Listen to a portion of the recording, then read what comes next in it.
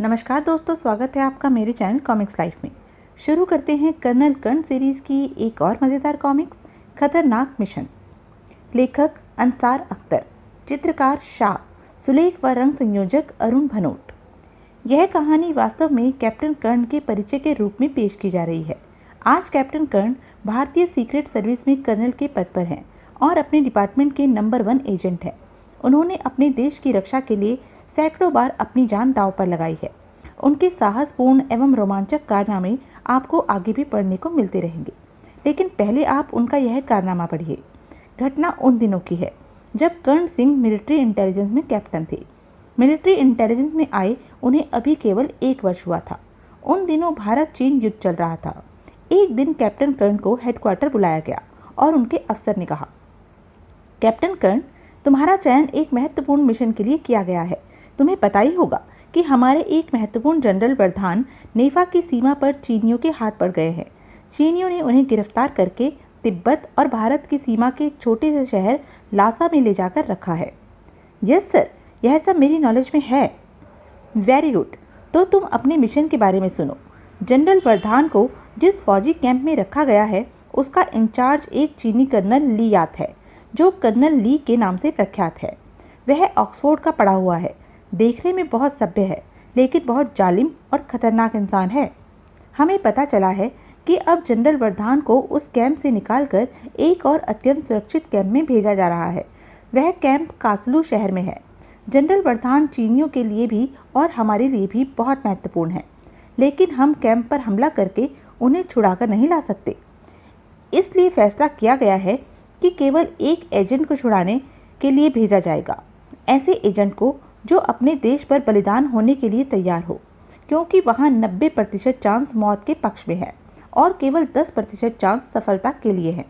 तुम्हारा नाम इस मिशन के लिए चुना गया है, लेकिन तुम्हें स्वतंत्रता दी जाती है। अगर तुम न जाना चाहो तो इनकार कर सकते हो। तुम्हारे विरुद्ध कोई एक्शन नहीं लिया जाएगा। मैं कायर नहीं हूँ सर, मैं इस मिशन पर जरूर जाऊँगा और अगर मैं वहाँ मारा गया तो इसे अपना सौभाग्य समझूंगा कि अपने देश के किसी काम आ सका। वेरी गुड कैप्टन, मुझे तुमसे यही आशा थी। आज शाम तक तुम्हारे मिशन का पूरा प्लान तुम्हें मिल जाएगा और आज रात से ही मिशन स्टार्ट हो जाएगा। अब तुम जा सकते हो। Yes sir. उसी रात भारतीय वायुसेना के एक हेलीकॉप्टर ने कैप्टन कर्ण को लासा शहर के निकट जंगल में उतार दिया। कैप्टन कर्ण इस समय भूटानी वेशभूषा में था। उसके चेहरे का भी मेकअप कर दिया गया था। बस यहाँ से मैं अकेला हूँ और मुकाबले पर पूरी चीनी सेना है। वह रात कैप्टन कर्ण ने जंगल में एक पेड़ के नीचे लेटकर गुजारी।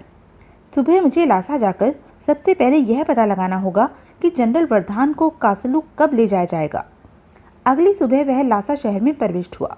इस शहर के बारे में पूरी जानकारी उसके मस्तिष्क में सुरक्षित थी, इसलिए उसने सीधा उन चाय खानों का रुख किया जहाँ कैंप के चीनी सिपाही आते थे। चाय खाने में कैप्टन कर्ण ने स्वयं को भूटानी व्यापारी बताया और जल्दी ही कुछ लोगों से दोस्ती कर ली। मैं भूटान से आया हूँ, स्वागत है। कर्ण चीनी भाषा भी जानता था। 2 दिन में ही उसने कुछ चीनी सिपाहियों से दोस्ती कर ली। तुम किस चीज़ का व्यापार करते हो? कपड़े का। हमारे देश में चीनी कपड़ा बहुत पसंद किया जाता है। 4 दिन में ही कर्ण ने चीनी सिपाहियों को अपनी लच्छेदार बातों में फंसाकर यह जानकारी भी प्राप्त कर ली थी कि जनरल प्रधान अभी लासा के कैंप में ही थे। एक शाम वह चाय खाने में अकेला बैठा सोच रहा था, अगर मुझे यह पता चल जाए कि जनरल प्रधान को यहाँ से कासलू कब ले जाया जाएगा तो मैं रास्ते में उनको छुड़ाने की कोशिश कर सकता हूँ। तभी अचानक ही चीनी सिपाहियों ने आकर अपनी स्टीन गनों से कैप्टन कर्ण को दोनों ओर से कवर कर लिया। क्या बात है, उठो, तुम हमारे साथ चल रहे हो। लेकिन कहाँ? फौजी कैंप। हम जान चुके हैं कि तुम भारतीय जासूस हो, इसलिए कोई भी नाटक किए बिना हमारे साथ चलो, वरना अंजाम के जिम्मेदार तुम खुद होंगे। सिपाहियों के साथ चाय खाने से बाहर जाते हुए कर्ण सोचने लगा, मेरा मिशन फेल हो चुका है और शायद मेरा अंत भी आ पहुंचा है।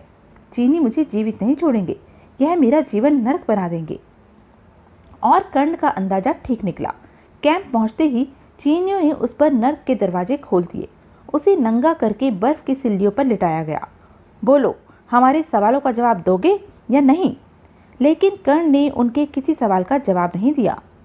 तब जलती सलाखों से उसके शरीर को दागा गया। तुम्हें जुबान खोलनी ही पड़ेगी। खंजर से उसके शरीर की खाल को छीला गया। अपने देश के कुछ राज बताकर तुम इन तकलीफों से बच सकते हो। थू! अफसर क्रोध से चिल्लाया, हड्डियां तोड़ डालो इस हिंदुस्तानी कुत्ते की। फिर चीनी सिपाही उस पर टूट पड़े और मार मार कर उसका बुरा हाल कर डाला।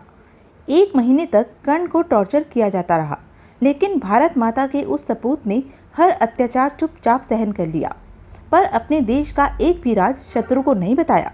केवल इतना ही कहा, मैं जनरल वर्धान को छुड़ाने आया हूँ। चीनियों की मार खाते खाते कैप्टन कर्ण अधमरा हो चुका था। फिर एक दिन उसे कर्नल ली के सामने पेश किया गया। आओ कैप्टन कर्ण, मैं सुन चुका हूँ कि तुम बहुत बहादुर हो और मैं बहादुरों का सम्मान करता हूँ। थैंक्स, आज मैंने पहला चीनी देखा है जिसे मैं सभ्य कह सकता हूँ। यह बात नहीं है कैप्टन, मेरी सारी कौम ही सभ्य है, लेकिन क्योंकि इस समय तुम्हारे देश से हमारी लड़ाई हो रही है, इसलिए हम शत्रु हैं। तुम जनरल वर्धान को आज़ाद कराने आए थे, अतः अवश्य ही तुम उनसे मिलना चाहोगे। मैं अभी तुम्हें जनरल वर्धान से मिलने भेज रहा हूँ। 2 दिन बाद हमारी मिलिट्री कोर्ट बैठेगी और तुम दोनों के भाग्य का फैसला करेगी। तब तक तुम जनरल वर्धान के सेल में ही रहोगे। Thanks colonel. और उसी समय कैप्टन कर्ण को जनरल वर्धान के सेल पहुंचा दिया गया। जनरल वर्धान की आयु 50 वर्ष के लगभग थी। कर्ण ने उनकी तस्वीरें देखी थी, इसलिए तुरंत पहचान लिया। यद्यपि कैद में रहते हुए उन्होंने दाढ़ी बढ़ा ली थी। इंटरनेशनल रेड क्रॉस कानून के अनुसार जनरल का सेल काफ़ी आरामदायक था। फर्श पर कालीन बिछा हुआ था और कंबल तथा तकिए भी रखे थे। कर्ण ने जनरल को सैल्यूट दिया। आओ कैप्टन कर्ण, मैं तुम्हारे बारे में सुन चुका हूँ। आओ मेरे गले लग जाओ मेरे भाई। कैप्टन, मैं जानता हूँ उन्होंने तुम्हें किस किस तरह से टॉर्चर किया होगा। सच, तुमने कर्नल ली याद को चकित कर दिया है। वह कह रहा था कि उसने तुम जैसी सहन शक्ति वाला इंसान कभी नहीं देखा। जब उसने मेरे सामने तुम्हारी प्रशंसा की तो मेरी छाती गर्व से तन गई थी। बिना मिले ही मैं तुम्हारा सम्मान करने लगा था कैप्टन। Thank you sir. तुम्हारे कुछ बोलने से पहले मैं तुम्हें चेतावनी दे दूं कि इस कमरे में माइक छुपे हुए होंगे, इसलिए हम दोनों कोई ऐसी बात नहीं करेंगे जिससे शत्रु को कुछ लाभ पहुंचे। 2 दिन बाद कोर्ट बैठेगी और हम दोनों को अवश्य ही गोलियों से उड़ा देने की सजा दी जाएगी। मैं विश्वास से कह सकता हूँ कि तुम मौत से भयभीत नहीं होंगे।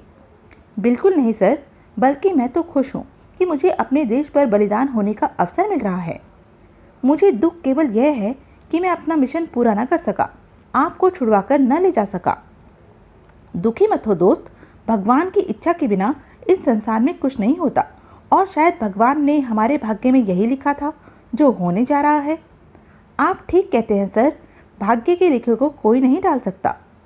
उसके बाद के 2 दिन उन दोनों ने दोस्तों की तरह गुजार दिए। उनके बीच से जनरल और कैप्टन का फर्क बिल्कुल हट चुका था। सो जाओ कर्ण, सुबह तक हमारे भाग्य का फैसला हो जाएगा। यानी हम मार डाले जाएंगे?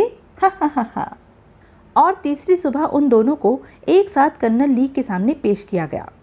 मुझे खेद है कि कोर्ट ने आप दोनों को मौत की सजा दी है। आपको खेद प्रकट करने की ज़रूरत नहीं है कर्नल, हम इस सजा के लिए पहले से ही तैयार थे। आप दोनों सचमुच बहादुर हैं और मैं आप दोनों का ही सम्मान करने लगा हूँ। आप दोनों के पास केवल 2 घंटे का समय है। इस दौरान अगर आपकी कोई अंतिम इच्छा हो तो मुझे बताइए, मैं उसे पूरी कराने की कोशिश करूँगा। मैं तो कुछ नहीं चाहता कैप्टन, तुम? जी नहीं, मुझे भी ऐसी कोई इच्छा नहीं है। ऑल राइट, फिर आप सेल में जाकर अपने भगवान को याद कीजिए। 2 घंटे बाद आपको डेथ स्क्वाड के हवाले कर दिया जाएगा। चलो कैप्टन। चलिए सर। सेल में आकर वह दोनों सचमुच आंखें बंद करके बैठ गए और भगवान को याद करने लगे। 2 घंटे बाद हथियारबंद सिपाही आ पहुंचे। चलो। चलिए सर। आओ कैप्टन, अंतिम बार गले तो मिल लो। दोनों ने एक दूसरे को गले से लगाया। फिर डेथ स्क्वाड के 6 सिपाहियों के साथ मौत का सामना करने के लिए चल दिए। कैंप से बाहर आने पर एक सिपाही ने सामने से आकर उन दोनों को एक एक कुदाल पकड़ा दी। यह किस लिए है? सिपाही के बजाय जनरल वर्धान ने उत्तर दिया, यह लोग मूर्ख नहीं हैं जो हमारे लिए कब्र खोदकर अपना समय नष्ट करेंगे। हमसे पहले हमारी कब्रें खुदवाई जाएंगी, उसके बाद हमें गोलियां मारकर उन कब्रों में गिरा दिया जाएगा। सिपाही उन्हें घेरे में लिए हुए एक जंगल में ले आए। फिर वह एक स्थान पर रुक गए। उनके अफसर ने कहा, तुम दोनों यहाँ अपनी अपनी कब्रें खोदो। सर, जब हमें मरना ही है तो हम कब्र क्यों खोदें? यह हमें गोली मार सकते हैं। कब्र खोदो कैप्टन, शायद इसी में हमारी भलाई है। मगर कर्ण कब्र खोदने के बिल्कुल मूड में नहीं था। उसने कुदाल नहीं चलाई। तो इस बार जनरल वर्धान ने चीनी सिपाहियों की नज़र बचाकर उसे स्पष्ट रूप से आंख मारते हुए कहा, कब्र खोदो कैप्टन। शायद जनरल के मस्तिष्क में कोई प्लान है, वह कुछ करना चाहते हैं।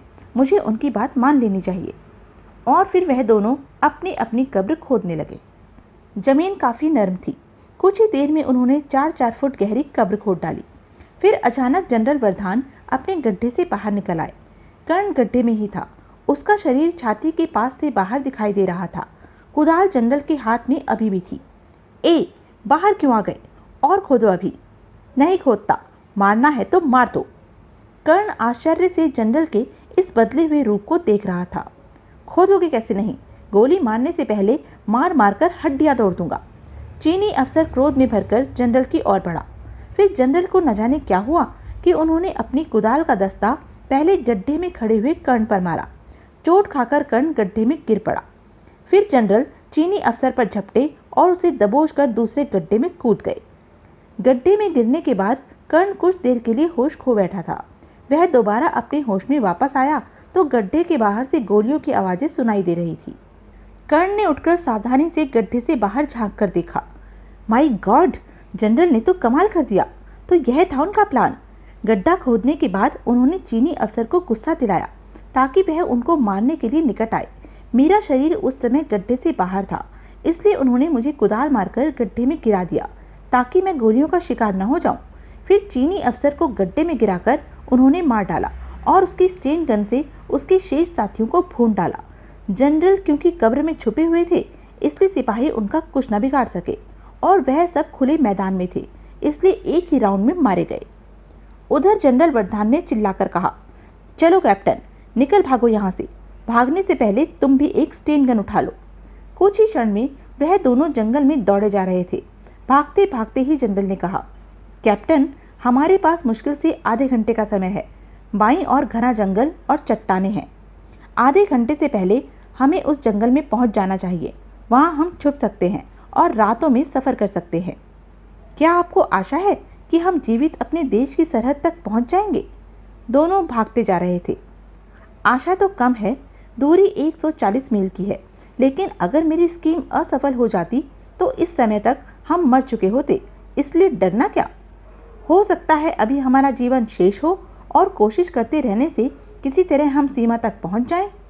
आप ठीक कहते हैं सर। आधे घंटे से पहले ही वह घने जंगल में प्रविष्ट हो गए। अब हम कुछ हद तक सुरक्षित है, लेकिन यह आवाज़ कैसी है सर? यह तो हेलीकॉप्टर की आवाज़ लगती है। वह हमें तलाश कर रहे हैं। कैप्टन, जल्दी करो, झाड़ियों में छुप जाओ। Yes sir. जंगल के ऊपर आकाश में। इस घने जंगल में वह ऊपर से नजर नहीं आएंगे। फिर क्या करें सर? वापस चलो, नीचे जंगल के सारे रास्तों पर पहरा बिठाना होगा। नीचे जंगल में वह दोनों अंधेरा होने तक झाड़ियों में छुपे रहे। अंधेरा होने पर अब हमें यहाँ से निकलना चाहिए। हम इस इलाके से जितना दूर होते जाएंगे उतना ही हमारे हक में अच्छा है। लेकिन सर, वह सीमा पर पहरा बिठा देंगे। इसके बारे में बाद में सोचेंगे। अभी तो हमें लंबा सफ़र तय करना है, इसलिए केवल सफ़र के बारे में सोचो। Yes sir.